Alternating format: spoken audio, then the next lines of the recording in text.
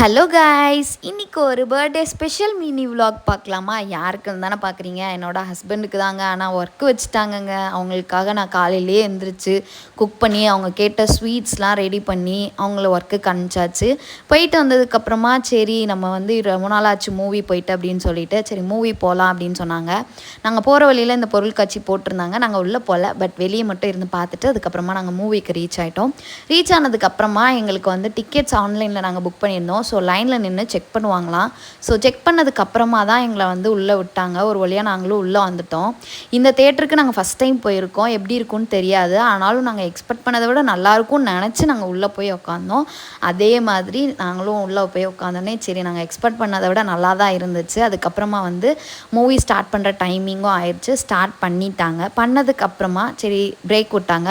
இவ்வளோ கூட்டமாக இருக்குன்னு சொல்லிட்டு உள்ளே வாங்க அப்படின்னு சொல்லி கூப்பிட்டு அவங்களுக்கு ஒரு சர்ப்ரைஸ் அப்படின்னு சொல்லி கொடுத்தேன்.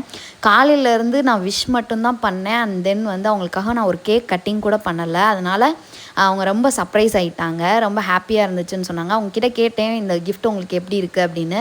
நான் உங்ககிட்ட வந்து எக்ஸ்பெக்ட் பண்ணலை, நான் சர்ப்ரைஸ் ஆகிட்டேன் அப்படின்னு சொல்லி ஹாப்பியாக ஃபீல் பண்ணாங்க. அண்ட் தென் மூவி வந்துட்டு எப்படி பாப்கார்ன் இல்லாமல் அப்படின்னு சொல்லிட்டு பாப்கார்ன் வாங்கிட்டு அதுக்கப்புறமா நாங்களும் உள்ளே போயிட்டோம். போனதுக்கப்புறமா பாப்கார்ன் சாப்பிட்டுக்கிட்டே படத்தை என்ஜாய் பண்ணிகிட்டு இருந்தோம். என்ஜாய் பண்ணும்போது இந்த பாட்டு வந்துடுச்சு. இந்த பாட்டு வந்தோடனே எல்லோரும் செம்மையாக ஆட்டம் ஆட ஆரம்பிச்சிட்டாங்க கைஸ். சாமி ஆட்டம். அதுக்கப்புறம் மூவி செம்மையாக இருந்துச்சு. அங்கேருந்து நாங்களும் வந்து கிளம்பியாச்சு. கிளம்புனதுக்கப்புறமா போகிற வழியில் டின்னர் சாப்பிடலை.